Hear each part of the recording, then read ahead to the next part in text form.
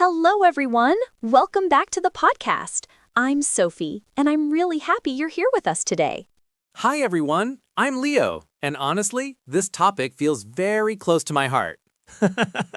Same here. Today, we're talking about something many of us struggle with, learning English by using it, not by memorizing endless rules and lists. Yeah, because if memorizing worked perfectly, a lot of us would already be fluent, right? Exactly. Many adults feel tired, frustrated, or even ashamed because they know English but can't speak it. And that feeling can be really heavy. You think, I studied for years, so why am I still silent? Today, we want to talk honestly about that feeling and show you a kinder, more realistic way to learn English. A way that fits real life, busy schedules, and real emotions. If you enjoy this conversation, please like the video and subscribe to the channel. And don't forget, there's a PDF with the full conversation so you can read and practice later. All right, let's get into it. What about you, Leo? When did you first realize memorizing wasn't enough?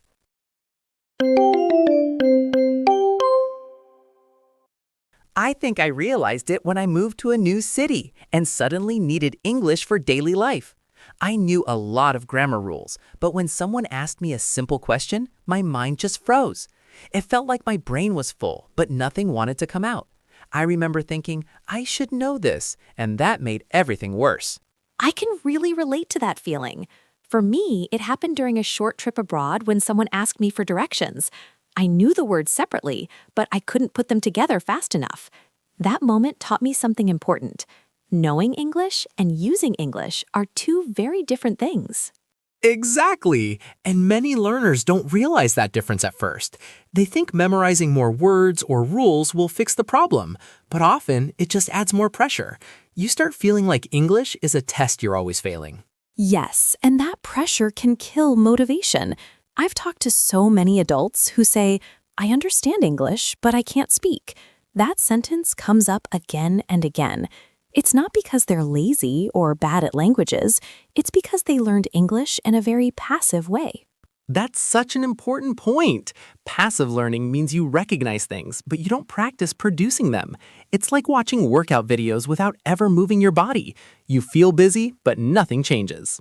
I love that example, and it connects to one useful expression we hear a lot. Use it or lose it. It means if you don't actively use a skill, it slowly disappears. Language works exactly like that. That expression really changed how I see learning. Another phrase I hear from learners is, I'm afraid of making mistakes. When we say that, what we often mean is that we're afraid of judgment. We imagine people laughing or thinking we're not smart. And the sad part is that most people aren't judging us at all. They're usually focused on themselves. This brings me to another everyday expression. It's all in your head. That means the fear feels real, but it's often created by our own thoughts, not by the situation. That's so true. When I finally started speaking more, I noticed people were actually patient and kind. Some even helped me find words. That experience slowly built my confidence. Confidence grows through action, not preparation alone. I think many adults wait for the perfect moment to start speaking, but that moment never comes. You don't wake up one day suddenly ready. Right, and that waiting can last for years. I once met someone who said, I'll start speaking when my vocabulary is bigger. But vocabulary grows faster because you speak, not before. That reminds me of another useful phrase, learn as you go. It means you don't need to know everything before you start. You improve while doing the thing. That idea can feel scary, but it's very freeing. It really is. When I stopped trying to speak perfectly, I actually spoke more. I used simple sentences, sometimes repeated myself, and sometimes used the wrong word, but communication still happened. And communication is the goal, not perfection. That's something we forget too easily. Language is about connection. If the other person understands you, you're already succeeding. I think many learners carry school memories with them, red pens, exams, and fear of being wrong. But real-life English is very different from classroom English. Yes, real life is messy. People interrupt, change topics, and use simple words. You don't need advanced grammar to talk about your day or your feelings. Speaking of feelings, I want to mention another common expression. Take it step by step. This means you don't need to change everything at once. Even small daily speaking habits matter. That's such a healthy mindset. For example, talking to yourself in English while cooking or describing your day out loud. It may feel strange at first, but it helps your brain get comfortable with forming sentences. I used to do that during walks. I would talk about what I saw or how I felt. No pressure, no listeners, just practice. Over time, my thoughts started coming out more naturally. And that's the key word, naturally. When you use English in small, real moments, it becomes part of your life, not a school subject. Exactly. And when English becomes part of your routine, it stops feeling scary. It starts feeling familiar, like an old friend you're slowly getting to know better. I love that image. Learning English doesn't have to be painful or exhausting. It can be gentle, human, and even enjoyable. And you deserve that kind of learning experience. Not one filled with guilt or shame, but one built on patience and real use. What about you listening right now? Maybe today is the day you stop memorizing and start using English in small, kind ways. And remember, every sentence you try is progress, even if it's not perfect. You know, something I notice a lot is that adults are very hard on themselves when it comes to language. They compare themselves to native speakers or to people who learned English as kids. That comparison can quietly destroy motivation. I agree, and comparison is such a natural habit, but it's also very unfair. Everyone has a different story, a different schedule, and different reasons for learning English. When you forget that, you start thinking you're behind, even when you're actually moving forward. Exactly. I remember meeting someone who said, "I've been learning English for 10 years, and I still make basic mistakes." When I asked how often they actually used English, they paused and said, "Almost never." That moment explained everything. That's such a powerful example. Time alone doesn't create fluency. Exposure and use do. You can study for 10 years, but if English never enters your real life, it stays locked in your head. And unlocking it doesn't require big, dramatic actions. It often starts with very small steps. That's why I love the expression, little by little. It means progress happens slowly, through small efforts, not sudden changes. That phrase helped me stay patient with myself. Instead of saying, I need to be fluent this year, I started saying, today I'll try to express one idea. That shift reduced a lot of stress. Stress is such a big barrier. When we're stressed, our brain focuses on survival, not creativity. Speaking a language needs a relaxed mind, not a scared one. Absolutely. I noticed that when I felt relaxed, words came more easily. But when I felt watched or judged, my mind went blank. That's why creating safe practice spaces is so important. Safe spaces can be many things. It could be a supportive friend, a language partner, or even talking to yourself. There's another everyday expression that fits here. Practice makes progress. Not perfection, just progress. I love that version more than practice makes perfect. Perfect is unrealistic and scary. Progress feels achievable and human. And progress looks different for everyone. For some people, it's speaking faster. For others, it's feeling less afraid. Both are real improvements. I remember a moment when I realized I wasn't translating in my head as much anymore. That felt huge to me, even though my English was still simple. That's a big milestone. And it happens naturally when you use English often. Your brain starts recognizing patterns, not rules. Patterns are so important. When you hear and use the same phrases again and again, they become automatic. You don't need to think about grammar anymore. Exactly. For example, phrases like, "I'm not sure but," or "what I mean is," are incredibly useful. You don't need advanced vocabulary to sound natural and confident. And those phrases give you time to think, which reduces panic. Panic is usually what causes silence, not lack of knowledge. That's such an important point. Many learners think silence means they don't know English, but often it just means they're overwhelmed. Overwhelm can also come from trying to learn everything at once. Grammar books, apps, videos, podcasts, all at the same time. It feels productive, but it can be exhausting. Yes, and exhaustion leads to burnout. When learning feels heavy, it's a sign to slow down. This connects to another common expression: less is more. Doing fewer things consistently is better than doing many things rarely. That mindset helped me a lot. I stopped chasing new materials and focused on using what I already knew. Suddenly, English felt lighter. And more personal. When you talk about your own life, your brain cares more. You remember words better because they're connected to real emotions. That's so true. Talking about your day, your worries, or your plans creates emotional memory, and emotional memory is very strong. This is why journaling in English can be powerful. Not perfect writing, just honest thoughts. No one needs to read it. I used to write short messages to myself, like, "Today was stressful, but I did my best." Simple language, real feelings. That's beautiful. And it shows that English doesn't have to be fancy to be meaningful. Meaning comes from honesty, not complexity. I think many adults forget that children learn languages by using them badly at first. They make mistakes all the time, and no one expects perfection. Exactly. But as adults, we expect ourselves to sound professional immediately. That expectation creates fear. Fear blocks growth. Curiosity opens it. When you approach English with curiosity instead of judgment, everything changes. Curiosity sounds like, how can I say this? Instead of, I'm bad at English. That small shift matters a lot. And curiosity leads to experimentation. You try new sentences, new expressions, and you learn from reactions. Learning from reactions is such a natural process.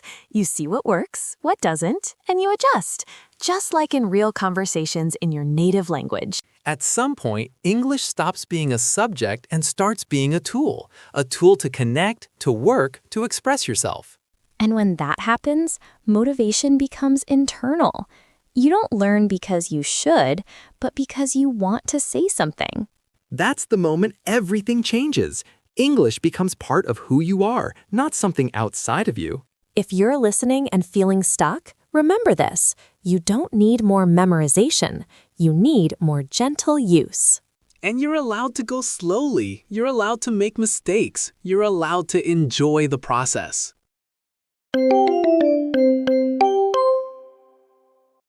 There's something else I want to talk about, and it's the idea of feeling ready. So many adults tell themselves they'll start speaking when they feel ready, but that feeling often never arrives. Yes, ready can become a very comfortable excuse, even if we don't realize it. It feels safe to stay in preparation mode because speaking means risk. Exactly. And risk feels scary, especially if you've been corrected a lot in the past. Some people carry memories of teachers or classmates laughing or being impatient. Those memories stay longer than grammar rules. They really do. I once worked with someone who stopped speaking English completely after being corrected in front of others. It wasn't the correction itself, but the feeling of embarrassment that shut them down. That's such a common story, and it shows how emotional language learning is. English isn't just words and sentences, it's confidence, safety, and self-trust. Self-trust is a big one. When you don't trust yourself, you hesitate, you overthink, and you second-guess every word. Overthinking is another silent problem. People try to build the perfect sentence in their head before speaking. By the time they're ready, the moment is gone. I used to do that all the time. I would plan my sentence, then plan it again, and suddenly the conversation moved on. That taught me another everyday expression: say it anyway. It means speak even if it's not perfect. I love that expression. Saying it anyway is how fluency grows. Fluency isn't speed or complexity, it's the ability to keep going. And keeping going means accepting small mistakes without stopping. Native speakers do that too, but we're much kinder to them than to ourselves. That's so true. We forgive others easily, but we judge ourselves harshly. Learning English becomes easier when you give yourself the same kindness. Kindness creates consistency. When you're kind to yourself, you come back to practice again and again. Consistency matters more than intensity. 10 minutes every day is more powerful than 2 hours once a week. That's another phrase I like. Show up regularly. It means being present often, even in small ways. Language responds very well to that. Showing up could be listening to a short podcast, speaking a few sentences out loud, or sending a message in English. Messages are great practice. Texting feels safer than speaking at first, but it still trains your brain to produce language. And from there, speaking feels less scary because your brain already knows how to form ideas in English. I also want to talk about accents. Many adults worry about their accent too much. They think sounding different means sounding wrong. That belief causes so much unnecessary pain. An accent simply means you learned another language. It's not a failure. It's proof of effort. Exactly. I've met people with strong accents who communicate clearly and confidently. Communication is about clarity, not imitation. When you focus on being understood, instead of sounding perfect, you relax. And when you relax, you speak better. That relaxed state is where real learning happens. Your brain becomes flexible instead of defensive. Defensive brains want rules and safety. Flexible brains want connection and meaning. Using English creates flexibility. There's also the fear of forgetting words mid-sentence. That happens to everyone, even in their native language. Yes, and that's where simple phrases help. Saying things like, I forgot the word but, keeps the conversation alive. Keeping the conversation alive is more important than using the perfect word. Conversations are living things, not exams. I love that way of thinking. When you see conversation as cooperation, not performance, the pressure drops. Cooperation means both people are trying to understand each other. It's not a one-person show. Exactly. And when you allow yourself to be human in English, others respond to that humanity. That's when English starts to feel like your own voice, not a borrowed one. And finding your voice takes time, but every time you speak, even a little, you're shaping it. So if you're waiting to feel ready, maybe try something different. Try speaking first and letting readiness come later. Readiness often follows action, not the other way around. And action doesn't need to be big. One sentence today is enough. One sentence that matters to me. Because when it matters, you'll remember it.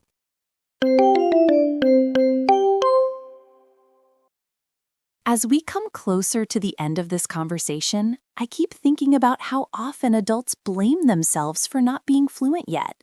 They say things like, I'm too old, or I missed my chance. Those thoughts can feel very heavy. They really can, and they're also very untrue.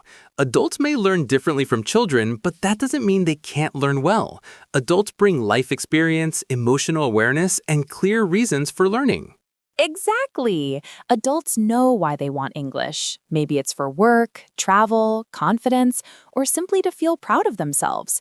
That why is powerful fuel. And when you connect English to your personal reasons, motivation becomes more stable. It's no longer about passing a test, it's about expressing who you are. Expression is such a key word here. Many learners don't want to sound advanced. They want to sound like themselves. Yes, and that only happens when you actually use the language. Memorized sentences don't always fit real emotions. I remember someone saying, I know many English words, but none of them feel like mine. That really stayed with me. That sentence explains everything. Words become yours only when you use them in your own stories, opinions, and feelings. This is why repeating real-life phrases is more helpful than memorizing long word lists. When you reuse phrases, they slowly become automatic.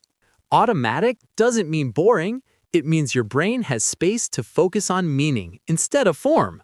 And meaning is what connects people. When someone feels your intention, small mistakes don't matter. I've had conversations where my grammar wasn't perfect at all, but the other person still said, I understand you. That felt like success. That is success. Understanding and being understood is the real goal of language. Another thing I want to mention is patience.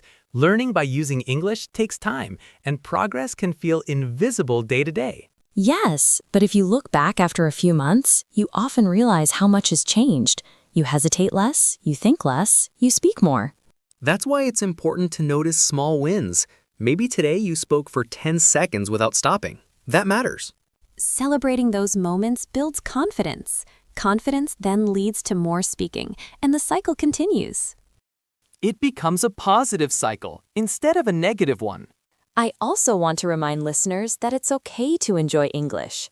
Learning doesn't have to feel serious all the time. Enjoyment keeps you coming back. When you like the process, consistency happens naturally.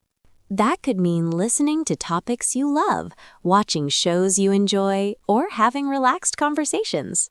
When English becomes part of things you already like, it stops feeling like extra work. And that's when learning feels lighter. Not easy, but lighter.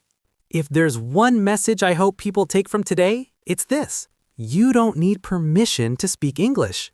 You don't need to be perfect. You don't need to know everything. You just need to start where you are. Start with what you know and build from there through use, not memorization.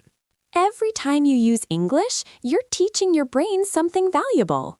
And every time you choose to speak instead of staying silent, you're choosing growth. That choice matters more than any textbook. It really does. And if you're listening right now, remember that you're not behind. You're just on your own timeline. Be patient with yourself. Be curious. And most importantly, be brave enough to use English imperfectly. Because imperfect English used with confidence will always be stronger than perfect English kept silent. That's a beautiful place to end. Thank you for spending this time with us. And thank you for choosing to keep going.